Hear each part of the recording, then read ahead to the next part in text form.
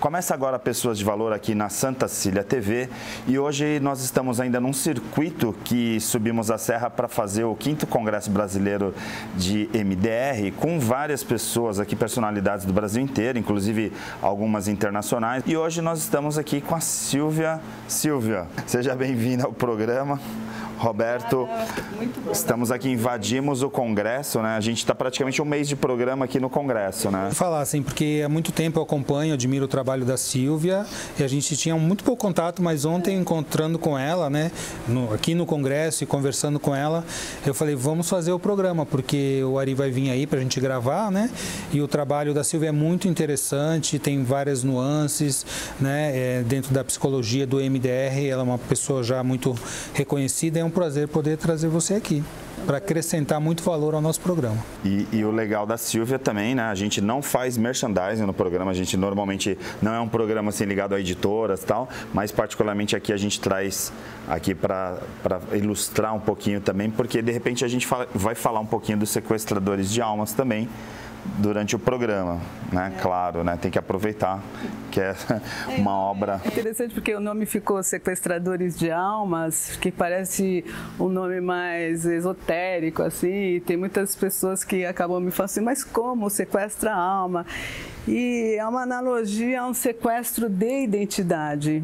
Mas é interessante falar que esse sequestro de identidade, ele é sobre o que tem se falado muito hoje em dia, que é sobre abuso emocional.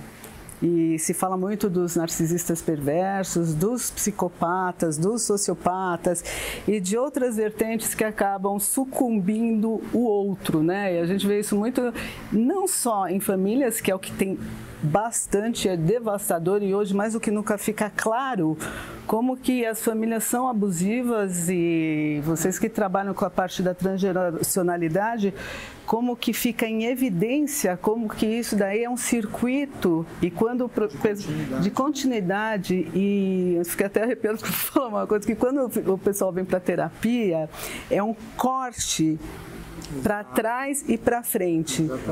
É um corte de libertação. Não como exclusão, mas como a pessoa se apropriando da sua individualidade, não se permitindo mais, né? Dando o limite, né? Sim, é bom que você falou para não ficar nenhum engano, porque não é um corte de exclusão, mas é assim, de libertação para todo o aspecto transgeracional para trás e para o que vem para frente. Então é como se a pessoa ficasse em comunhão com uma história. Ela assume, né, sua vida, né? Exatamente. Como adulto. E é importante falar esse trabalho da Silvia. Se você é psicóloga, né? Se você quiser falar como é que veio esse processo de chegar até esse trabalho, e algo que você falou que é muito importante, que as pessoas às vezes não se dão conta, é que o abuso vem principalmente e começa na família. A gente fala muito dos psicopatas, dos narcisos, tudo fora, né? Como se isso não acontecesse dentro da nossa família. Então, acho muito importante você colocar esse conceito claramente para as pessoas. Então, ele vem muito originalmente das famílias, e aí o conceito fica bastante amplo, porque a gente pode pensar em todo um sistema político e que ele vai migrando para o microsistema que é familiar, e como que as pessoas elas se tornam abusivas. Eu não vejo que isso daqui é uma história que nasce dentro de casa. Eu acho que dentro de casa ele perpetua nas pessoas, mas eu não acho que o processo já nasceu dentro de casa. Ele vem como uma cultura de como que as pessoas lidam com as outras, mas vem de fora desses aspectos governamentais. E nem estou falando dos aspectos atuais, eu estou falando de coisas que são muito antigas. E a parte do abuso, só para ampliar um pouquinho, eu vejo que tem início na família, existem pais extremamente abusadores. Hoje em dia, esses pais que são abusadores, eles ficaram mais despertos, então eles querem suprir, que eles são filhos de abusadores, eles ficaram mais despertos, então todo mundo que abusou porque foi... Todo mundo que abusa porque foi abusado. Porque foi abusado, mas assim, existe uma tentativa de reconciliação de pessoas que ainda não se trabalharam suficientemente bem, e uma tentativa também de reconciliação, então eles fazem o extremo oposto com os filhos. e eles ficam numa tentativa de agradar ao máximo esses filhos, que se transformam em narcisistas. Então a gente entende que a história não terminou enquanto não tiver uma elaboração, e esses filhos, eles se tornam grandes abusadores destes pais, pasmem. Sim. E esses pais ficam reféns, mas abusadores num sentido muito, muito forte. Então, muitas vezes eu atendo pais que precisam trabalhar com esses filhos e saber como que dar limites para esses filhos que muitas vezes já estão saindo da adolescência, já ficando adultos, e que aí as dificuldades ficam enormes. Então, acho que permissivos esses pais. Demais da conta. Faltou. Os filhos agora têm essa... Exato. É incrível, assim, você falando, né, me lembra um pouco algumas entrevistas que a gente fez de diversas áreas, né, particularmente não tem como a gente não falar de constelações familiares, né, quando entra essa questão das gerações e tal, mas também me vem um pouquinho essa questão do equilíbrio, né, de buscar o equilíbrio. Você trabalha com MDR, né, nós estamos no congresso aqui também, né, a gente já entrevistou algumas pessoas que falou sobre a questão de tempo do MDR, como se ele fosse um pouco mais rápido ou muito mais rápido, em alguns casos, para se chegar a determinados lugares, vamos dizer assim, numa terapia. No teu caso, por exemplo, que você trabalha muito essa questão do trauma, né? Pelo que a gente vê, isso é um tom do abuso, né? E aí os efeitos colaterais desse abuso. O MDR encaixa como uma luva nesse caso? Encaixa como uma luva em 3 pontas. Primeiro, na questão traumática, vamos dizer, de mulheres que são abusadas pelos maridos. É só um recorte, um exemplo. Ou homens que são abusados por mulheres, que tem muitos também. Não se fala muito. Então, não, tem muito. E para os homens é muito difícil, porque eles são muito mal vistos quando eles vão reclamar para a justiça, por exemplo. Mas o que essas 3 pontas que eu costumo trabalhar é o trauma em si, dos abusos que as pessoas sofrem. Muitas pessoas chegam no meu consultório com uma vírgula de terem um colapso grande, no sentido até de morrerem, porque chega na violência doméstica, mas também por situações físicas e psicológicas que ocorrem. Então, muitas pessoas chegam no último round, assim, né? Então, elas começam a tratar toda a questão do abuso, que é o trauma. Numa camada mais abaixo, quando elas já estão mais recuperadas do abuso em si, das questões que implicaram esses abusos, e muitas vezes vai para situações mais da infância e do trauma em si, elas vão numa situação mais para baixo, que chega na questão da rejeição, do abandono, e que são muito primitivas. E que são códigos que a pessoa vai carregando, e que em algum momento esses abusadores, mesmo que as pessoas estão bem organizadas na vida e que elas podem até com o tempo irem sanando de uma maneira mais apaziguada essas questões de medo da rejeição, de abandono, pode fazer uma terapia mais tranquila e chegar neste ponto que não é fácil. Esses abusadores, eles encontram uma fresta e transformam essa fresta numa chaga. Então, eles tiram todos os recursos das pessoas, que é o famoso gaslighting. Então, eles vão pela sedução, e a sedução significa o quê? Para esse pedaço do abandono e da rejeição.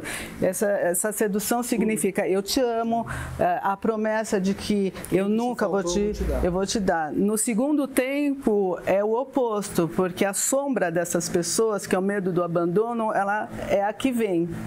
E quando vem o medo do abandono, eles começam a articular, quebrando todos os recursos bons de adultos que a pessoa já construiu, mesmo tendo esse ponto a ser trabalhado.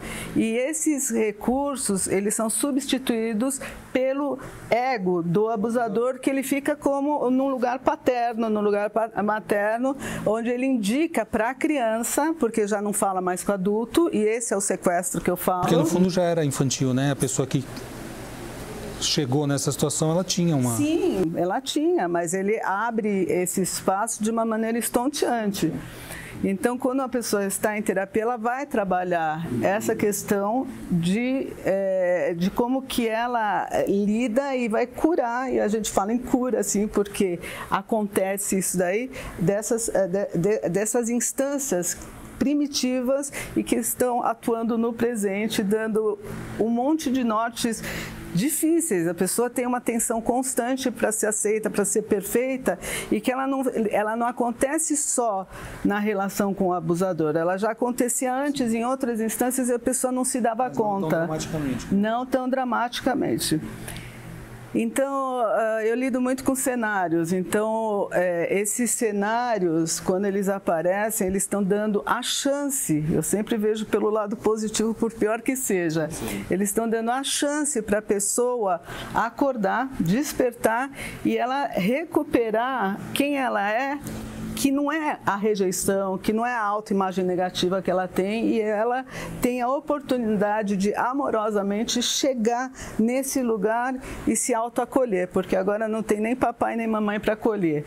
Tem a instância dela, o setting terapêutico que vai fazer esse serviço, e o reprocessamento, que é fantástico, porque ele realmente ressignifica essa rede neurológica, porque além das crenças e além da sensação emocional, existe um vício disparador que a pessoa constantemente ela vai para aquele lugar, Às vezes a pessoa já tem consciência, e eu sempre falo para os meus pacientes, é como o vício de cafezinho.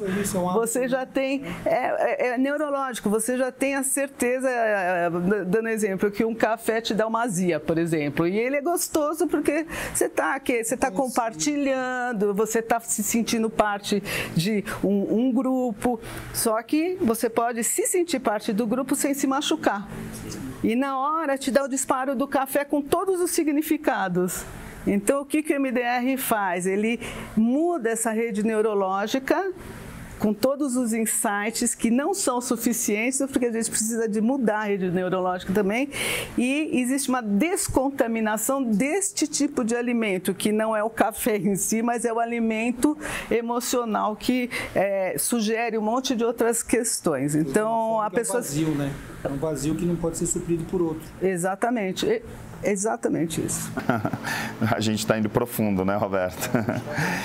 Isso já me vem a outra questão na neurociência da neuroplasticidade, né? Quando a gente está falando de MDR, assim, para mim é tão assim explícito, né, que a gente está falando. Teve uma época, eu leciono na terceira idade, aí o pessoal assim mais velho mesmo, com uma idade mais avançada, às vezes fica, né, não, eu já sou assim, eu não mudo, tal. Aí a gente fica pensando, né, poxa, qual parte de que vocês não se atualizaram, né? Porque a gente está falando aqui numa situação que a gente consegue mudar esses vazios, e aí a gente está falando de mudança de atitude, né? Se a gente está falando de mudança de hábitos, né? Então, e pegando o gancho com isso, que era a terceira ponte que eu trabalho, que é da cognição, porque quando a pessoa está muito tempo no abuso, ela vai ficando totalmente embotada, ela não tem mais o raciocínio por conta da parte neurológica ser impedida de fazer o raciocínio. Se no início de um relacionamento abusivo ela tem o discernimento de pensar, isso é um absurdo, é uma mentira o que ele está falando sobre a minha pessoa, sobre o que aconteceu, eu realmente, um exemplo aqui, eu fui traída e ele me convence de que não, ou eu não sou isso que ele está dizendo que eu sou. Se a pessoa tem no início uma perplexidade, uma tentativa de se autodefender, com o tempo ela desiste. Só que não é que ela desiste, neurologicamente encurta. Então, encurta o recurso. Então, o que a gente faz, que é a função do MDR também, e concordo que é a neuroplasticidade. A gente reativa toda essa rede neurológica de ativar o sentir, o que é bom para mim, o que não é bom para mim, eu vou honrar, e aí a rede neurológica fica totalmente vitaminada. Criar os recursos. Totalmente, com dinâmica, porque a pessoa que fica embotada, ela acaba, inclusive, tomando antidepressivo, muitas delas falam, não, vamos ativar. Então, aqui a pessoa é orientada assim, vamos ativar? Vamos. Em alguns casos, sim, precisa de remédios psiquiátricos, sim, mas em muitos casos, o que precisa é você, inclusive, se ativar fisicamente. Eu diria mais, eu diria que às vezes precisa do remédio, mas sempre vai precisar de olhar para a causa disso, porque é um vazio, né? O remédio não vai suprir o vazio, ele vai trabalhar a parte neurológica. Agora, o sentir, a parte existencial, não vai. No caso que a gente está falando muito, essa questão dos caminhos, né, da própria neuroplasticidade, no momento que você está medicando, de certa forma você está anestesiando para continuar no mesmo conjunto da obra, né?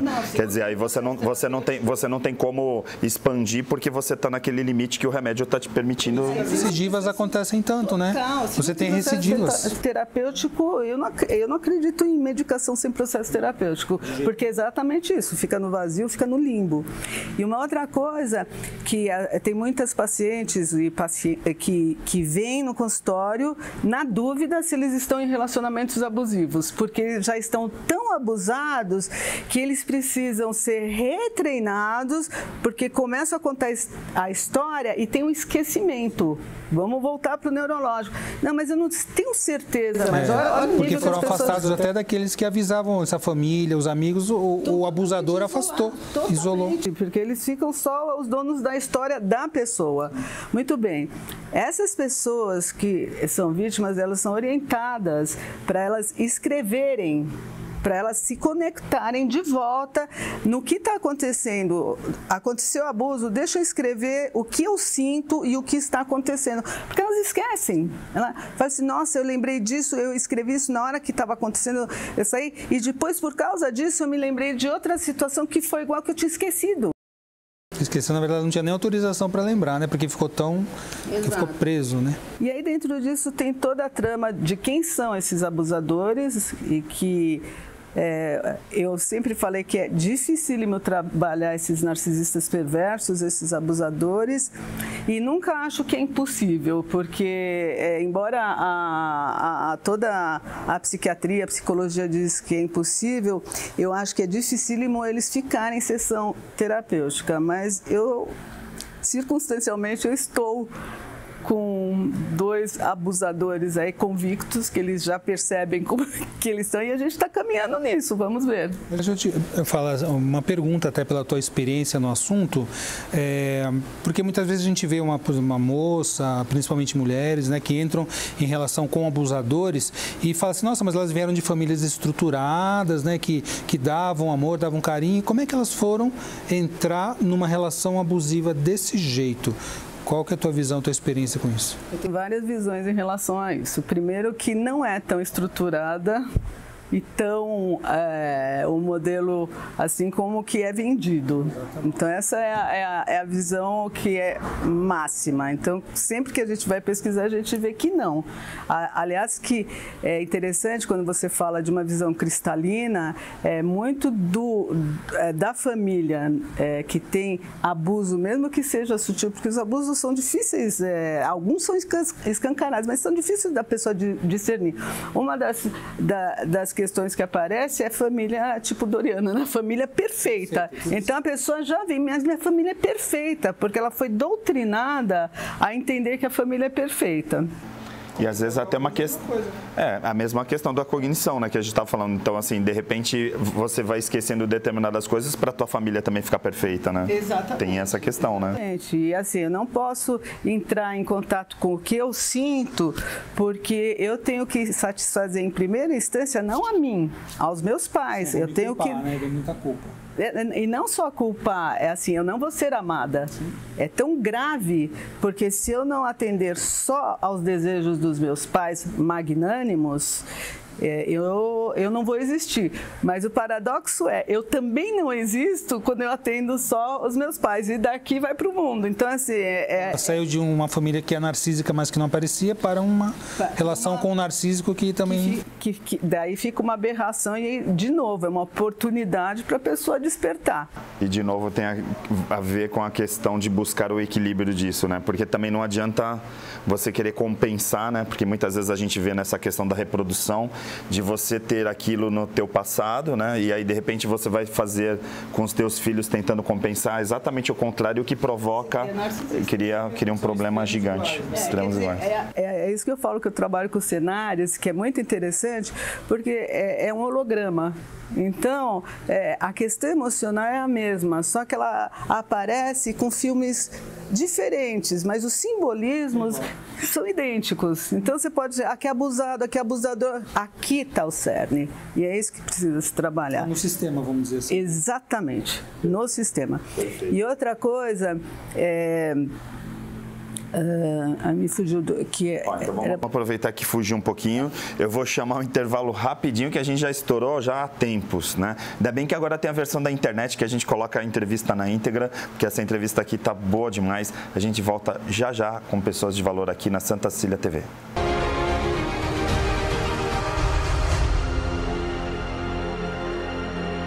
Há mais de 25 anos, o Célula Mater promove a saúde com alta precisão de resultados em toda a Baixada Santista. São mais de 100 exames disponíveis, com resultados em até 24 horas. Laboratório Célula Mater, investindo em tecnologia em benefício da vida.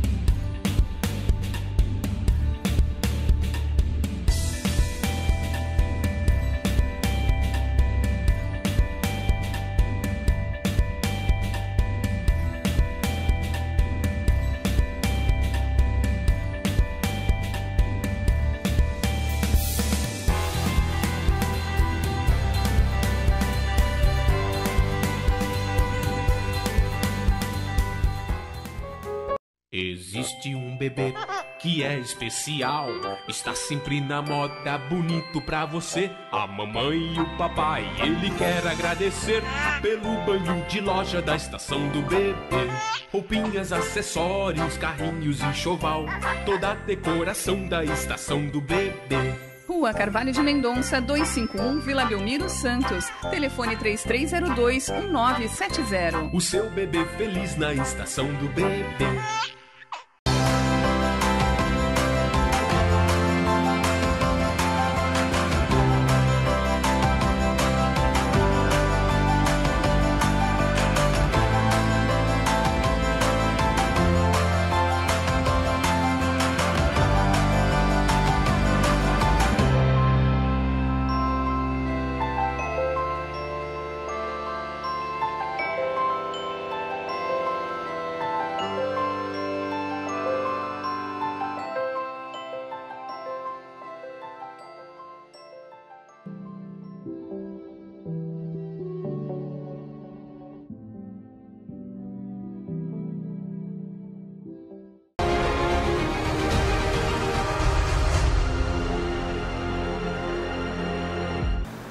Estamos de volta com Pessoas de Valor e nós estamos aqui com a Silvia falando sobre uma questão super importante, né? E a gente ainda nem tocou no livro que ela acabou de lançar, né?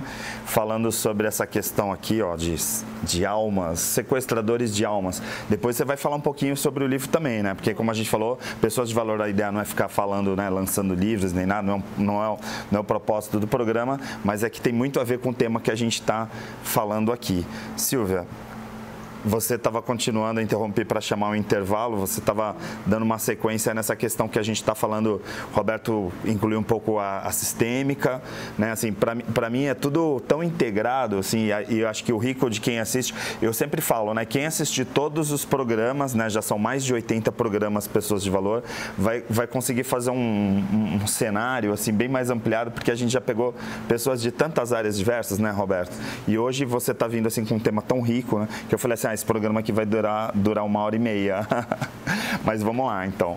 Então, eu estava falando que é um ponto das famílias que você perguntou de que as famílias não são tão perfeitas como as pessoas acham que são. Mas nunca são. E tem um outro ponto também, é que existe o desejo da Cinderela.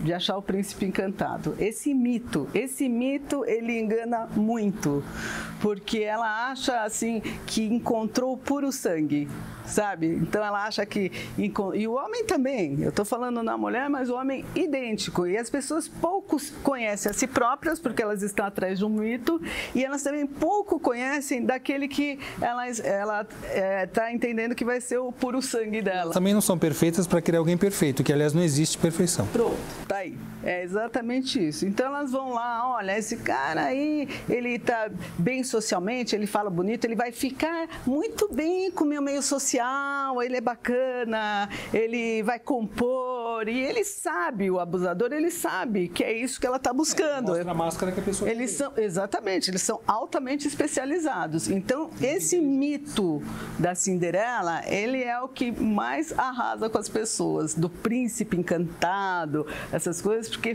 traz uma cegueira e vou falar mais, é o contraponto do narcisismo, porque é uma escolha narcísica. Narcísico também.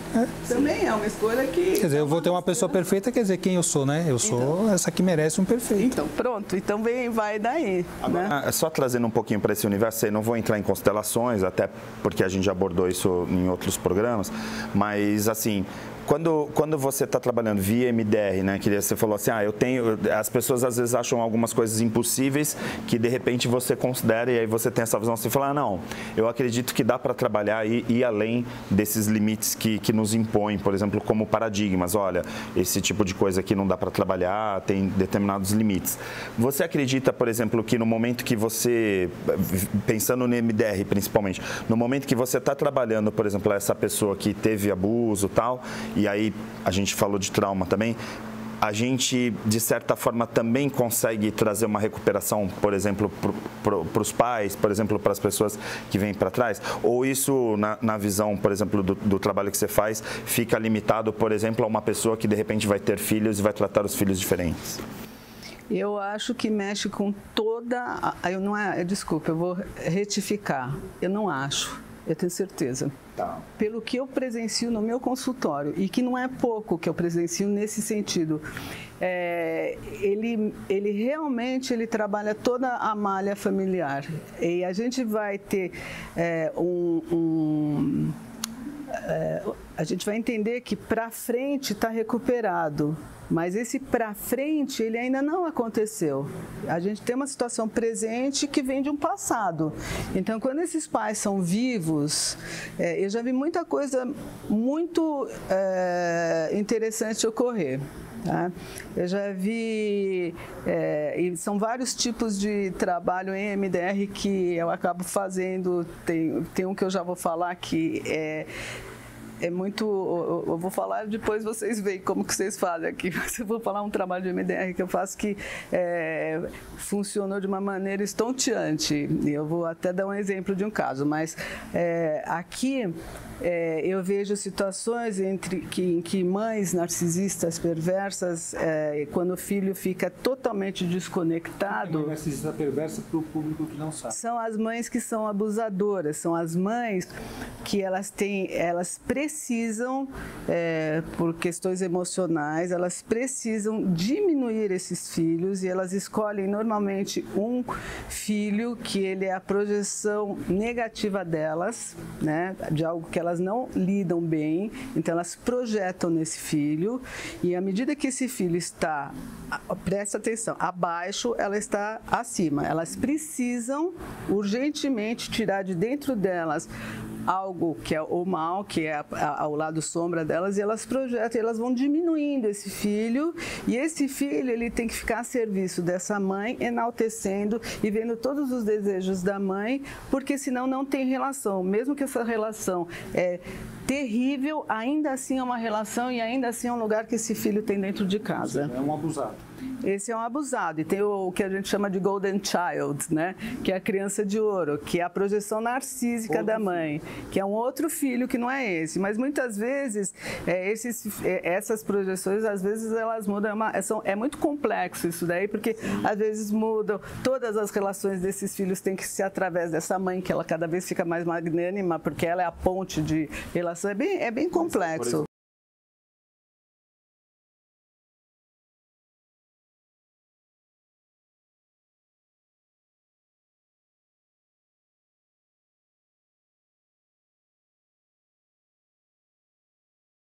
Acontecer algumas coisas. Pode acontecer da mãe, e a pessoa tem que saber disso, da mãe arrumar uma confusão tão grande por ser tão cega, e aí não há possibilidade de cura, mas ela arruma algum meio para ela romper, e não vem por parte de filho na maioria das vezes, para ela romper e fica impossível a relação porque essa pessoa aqui já despertou. Então ela vai embora, porque esse cenário não funciona mais para esse, e nem esse funciona mais para ele, não dá mais. Então uma outra relação de abuso com outra pessoa. A mãe vai arrumar com outra pessoa, vai mudar, e essa pessoa vai estar fora porque a mãe não enxerga. A relação não era saudável, aí você cura uma parte, aí como a outra pessoa não está vinculada mais, aí ela... O cenário não cabe mais. Outra coisa que eu já vi acontecer é essa mãe deprimir. Essa mãe deprime, tem alguma coisa, e aí ela vai ser tratada. Porque aí também não tem mais onde projetar, né? Exato. Aí ela vai ser tratada, aí ela pede, ela precisa de um tratamento. E outras vezes eu já vi conversas de reconhecimento. Então sempre muda a malha. Sempre. Que no caso desse último caso seria uma forma de também estar curando... Se ela estiver aberta para isso, né? Sim. Porque toda vez que você muda uma relação, a relação é assim, mudou aqui, alguma coisa tem que mudar. Porque a gente, de certa forma, também aqui, não queria nem usar, eu tenho medo às vezes de usar algumas palavras quando a gente está conversando sobre uma determinada linha, né? Mas, por exemplo, a gente não tocou no assunto perdão, né? Mas nesse caso aqui, por exemplo... Olha, envolve... Vou te falar sobre o perdão. Como eu vejo isso daí, como que os meus pacientes veem. O perdão, ele está intrínseco quando enquanto a pessoa não resolve a questão emocional, em hipótese alguma ela fala, eu perdoo, porque... de fato ela não vai ter perdoado. Ela não dá conta, por mais que ela queira, ela não dá conta. Então, é pior ainda porque fica fake. Perdão, não, fala muito... Esse tipo de perdão fala muito, e aí dá culpa porque no fim, então, atrapalha mais do que ajuda. Mas quando existe uma desconexão, tem paz. Tem paz. E aí a pessoa não precisa nem perdoar, ela reconhece, ela começa a ter empatia pelo adoecimento dessa mãe, no caso. Ela é doente. Sim. Então tem por mais que a pessoa tenha sido abusada, ela sente muito pelo abuso que ela sofreu e não pega mais ela. E ela tem um amor e tem uma legitimidade de afeto com essa mãe, no caso. Entender o adoecimento, e agradece assim esse sagrado de estar com saúde e de ter a vida, e de poder dessa pessoa mesmo doente. Exatamente, isso é fundamental, porque ela deu o que ela pôde. Ela também é adoecida, ela deu a luz, ela deu total. Então ela deu o que ela pôde e ela está no looping dela. Eu uso muito o termo do looping, é um looping. E aí não tem como não olhar sob a ótica de Bert Hellinger, né? Nesse caso, também sobre a questão da consciência sistêmica, das constelações. E tem né? um olhar amoroso.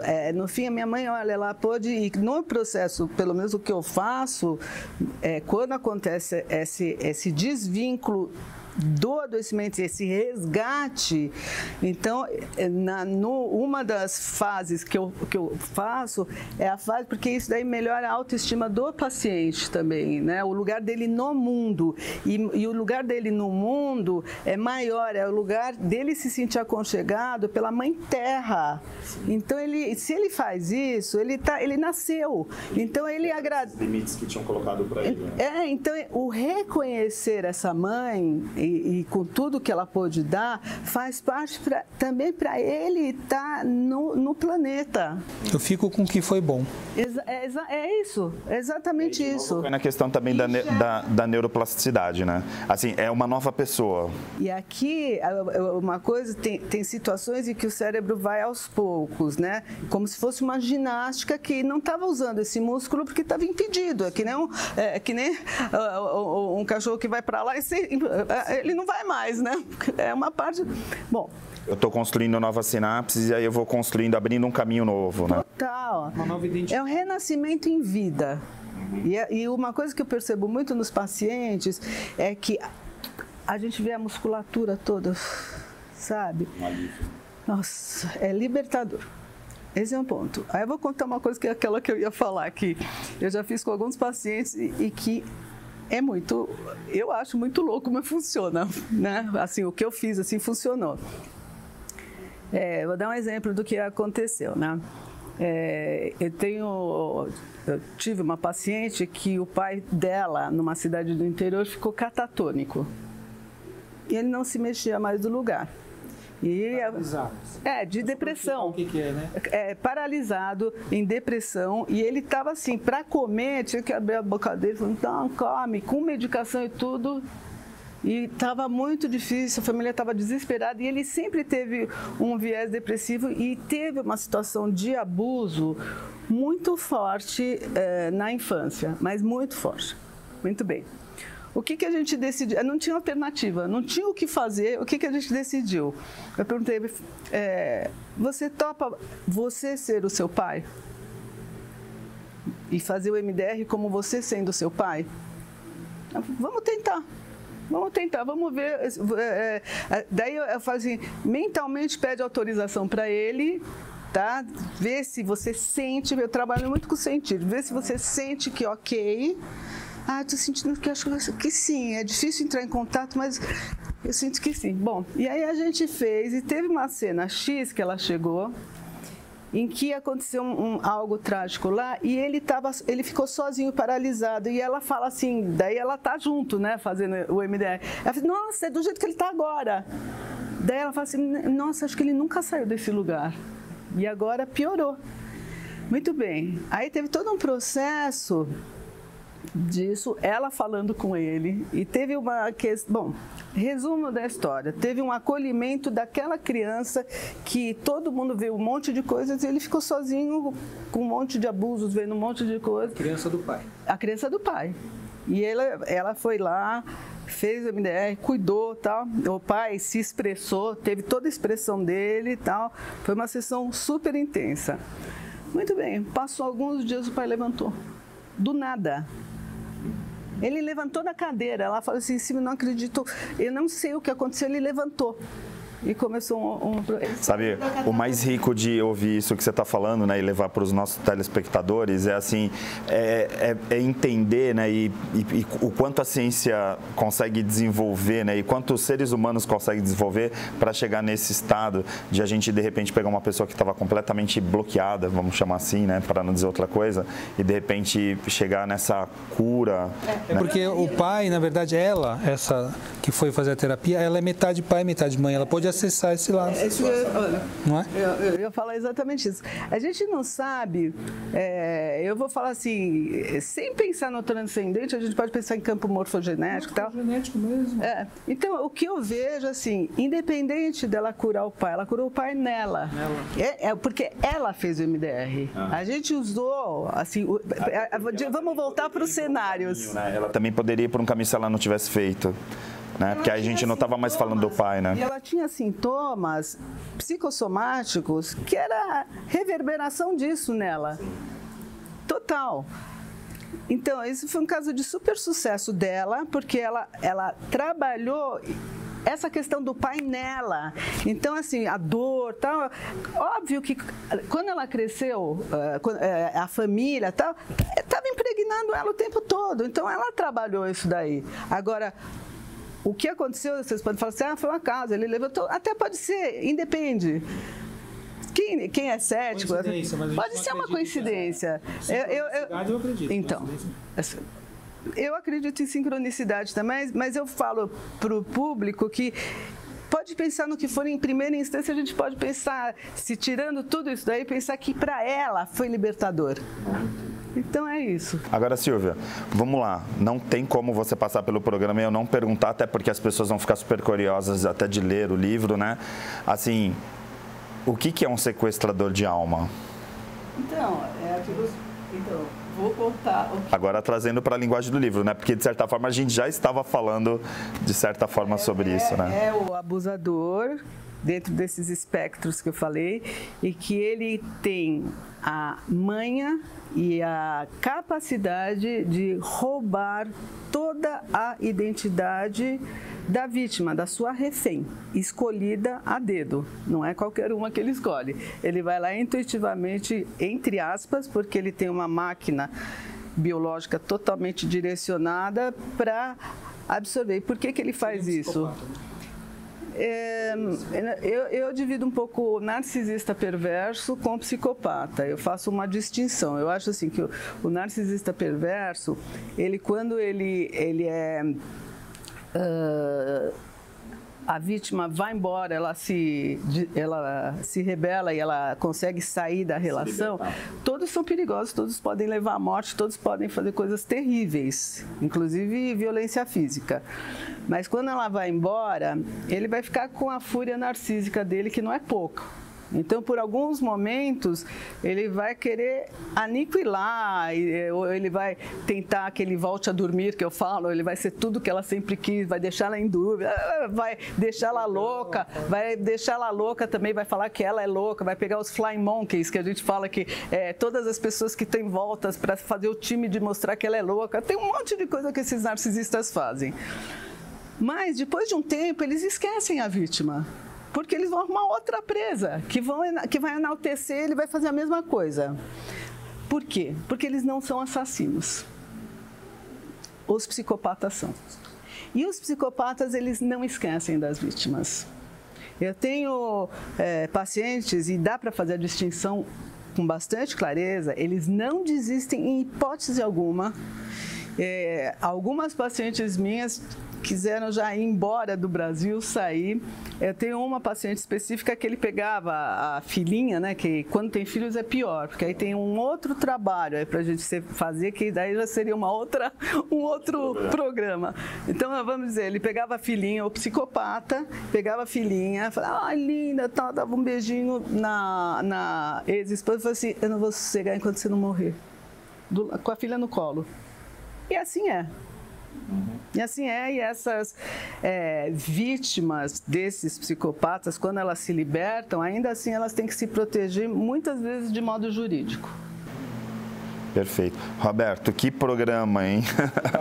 Eu diria que a gente estava no nível de graduação, hoje a gente foi lá para o doutorado já direto, né, com esse programa. Muito... Eu queria só falar um pouquinho do que tem no livro, para quem se interessar em conhecer mais. Eu vou falar assim, até é um serviço aqui, não é nem a questão de propaganda, porque eu vivo colocando um monte de coisas lá na internet, está tudo aberto, mas esse livro aqui, ele tem várias histórias. E dentro das histórias, eles têm as máximas de despertamento. São histórias de relações abusivas, são histórias romanceadas. Todas as histórias são reais e elas são redimensionadas. E tem relatos de pacientes meus, de vários pacientes.